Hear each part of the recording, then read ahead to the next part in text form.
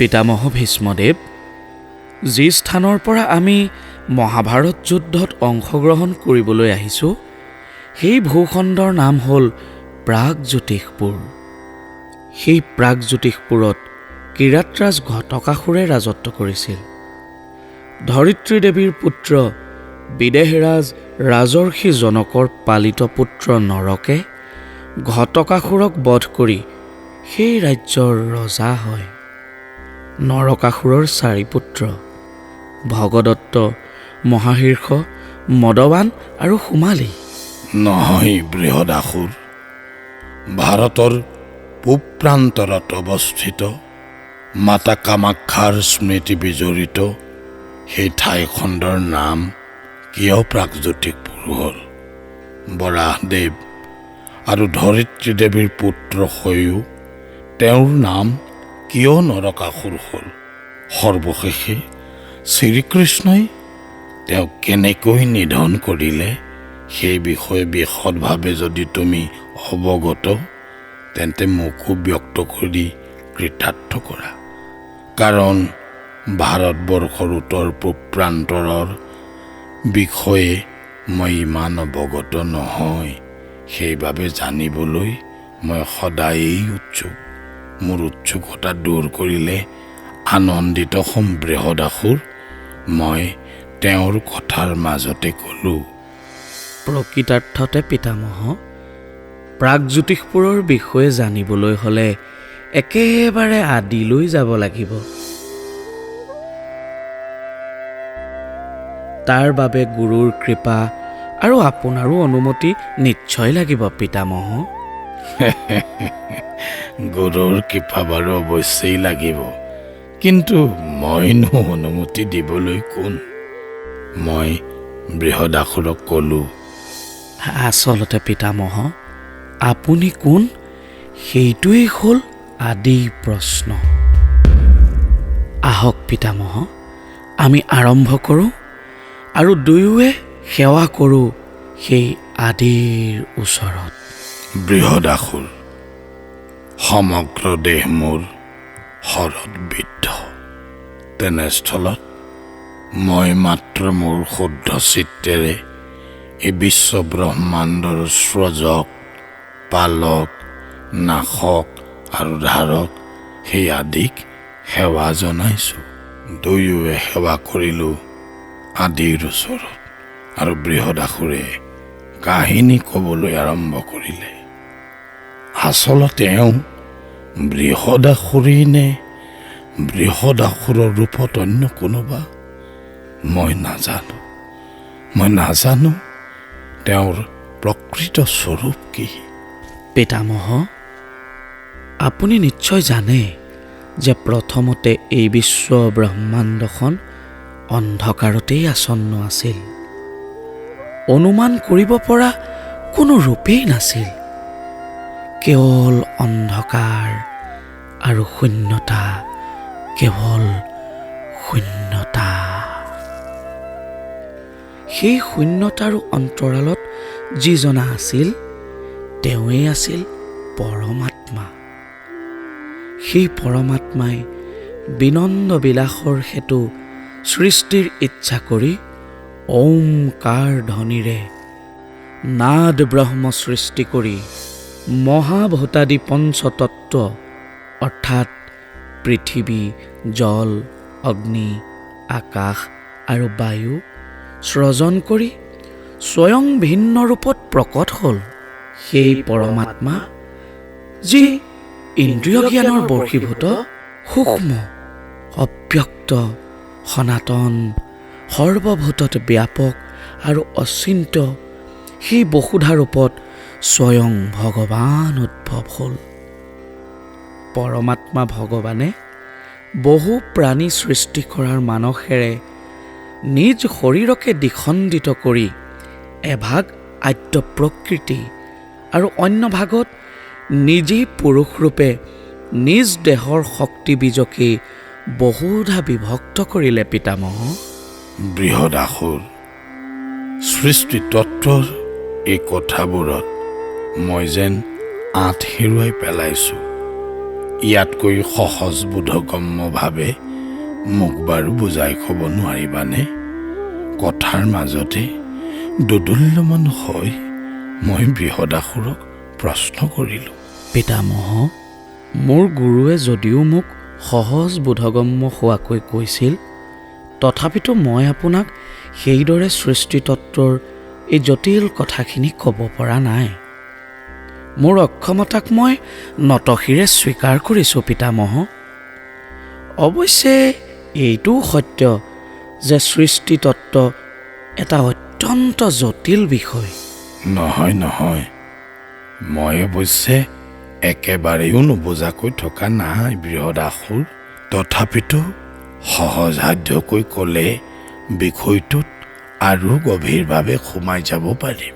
বৃহদাসুৰক উৎসাহ যোগাবলৈ মই ক'লোঁ, পিতামহ, প্ৰথমেই মই আপোনাক অৱগত কৰিছিলোঁ যে আদিতে সমগ্ৰ ব্ৰহ্মাণ্ডখনেই অন্ধকাৰতেই আচ্ছন্ন আছিল।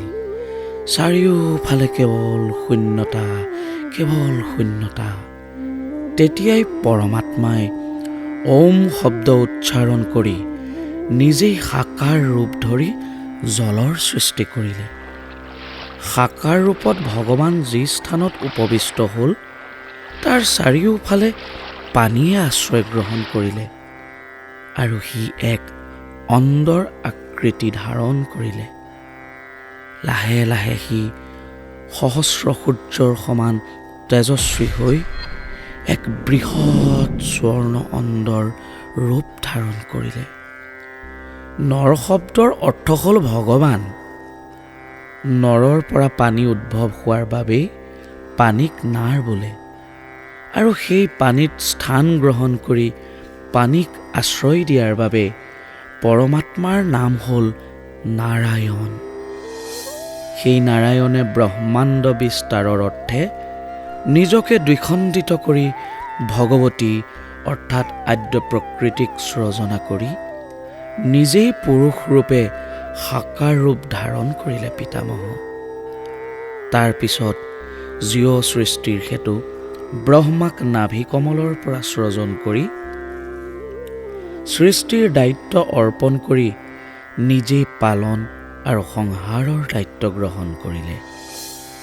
যি সাকাৰ ৰূপে নাৰায়ণে সংহাৰৰ দায়িত্ব গ্ৰহণ কৰিলে, নাৰায়ণৰ সিও এক চৈতন্য ৰূপ, যাক আমি শিৱ অৰ্থাৎ মহাদেৱ বুলি জানো।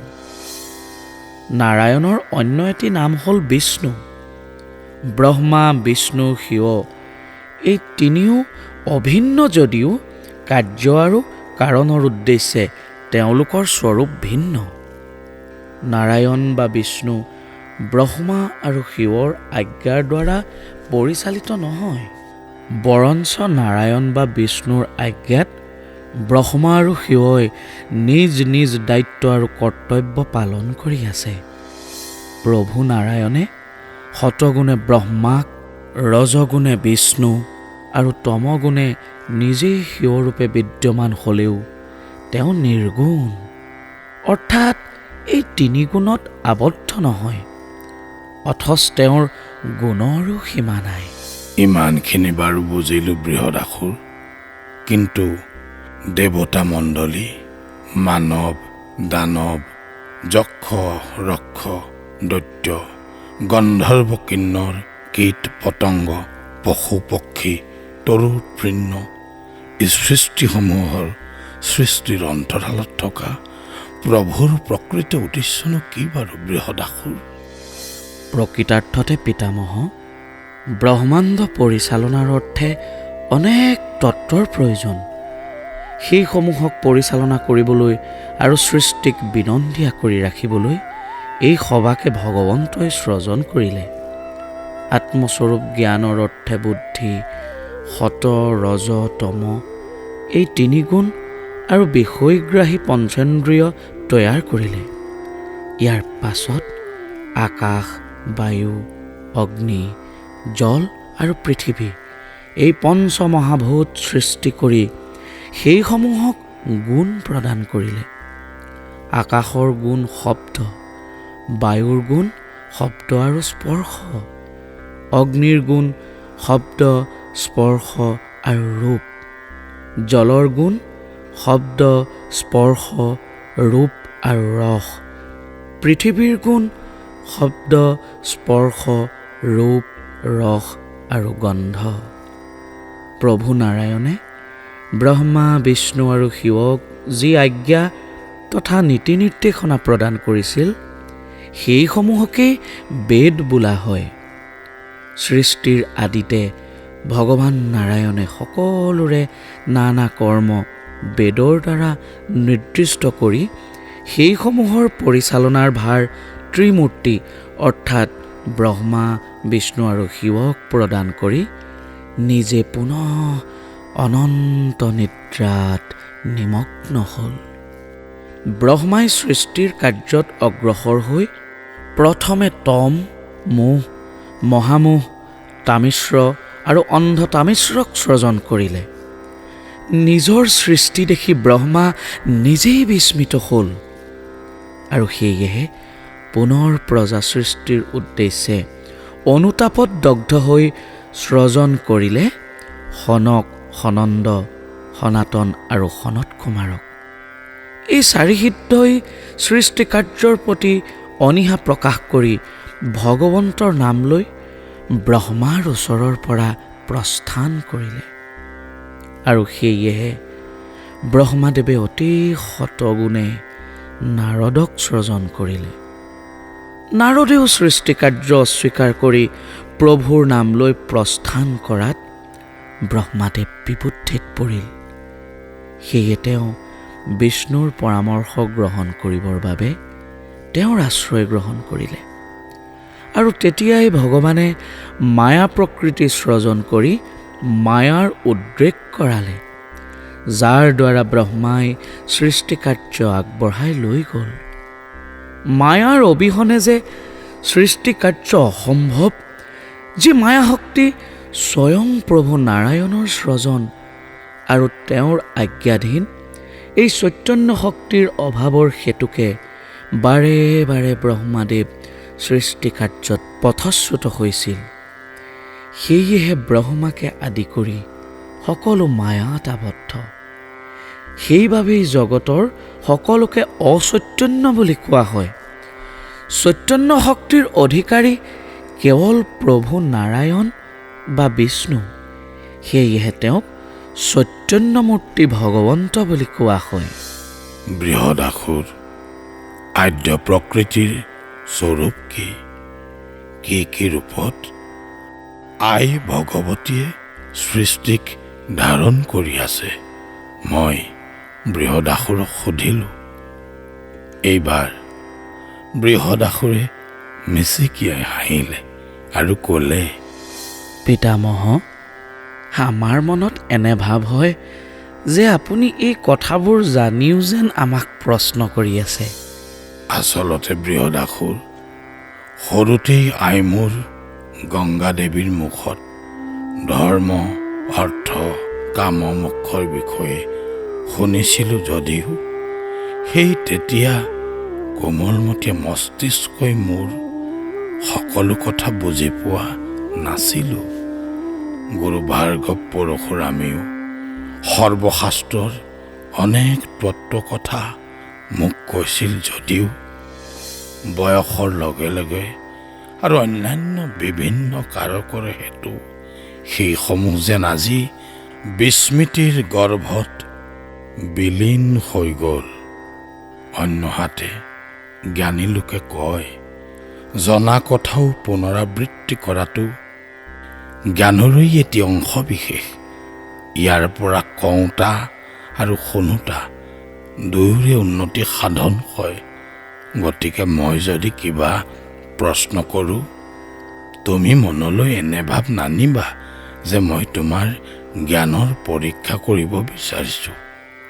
জ্ঞান হ'ল এখন মহাসমুদ্ৰ আৰু জ্ঞানৰ বিশাল সমুদ্ৰত আমি মাত্ৰ একোজন দিগ্ভ্ৰান্ত নাবিকহে বৃহদাসুৰ। ন হি জ্ঞানং প্ৰবৃত্তম ইহ বিদ্যতে। আয়ে কোৱা এই বাক্যটি মই জীৱনত কেতিয়াও পাহৰিব নোৱাৰোঁ বৃহদাসুৰ। জ্ঞানৰ সমান, বিদ্যাৰ সমান পবিত্ৰ বস্তু এই জগতত আৰু একোৱেই নাই। সেয়েহে জানা বৃহদাসুৰ, মই আজীৱন জ্ঞানৰ সাধনা কৰি আহিছোঁ আৰু জীৱনৰ এই অন্তিম ক্ষণ পৰ্যন্ত মোৰ এই সাধনা অব্যাহত থাকিব। জীৱনৰ এই চৰম দুৰ্দশাক মই আজি জীৱনৰ এক সুযোগ ৰূপেহে গ্ৰহণ কৰিছোঁ। জীৱনক পুনঃ ধন্যবাদ যে চৰম দুৰ্দশাৰ মুহূৰ্ততো তোমাৰ দৰে এজনক সাৰথি হিচাপে মই লাভ কৰিছোঁ।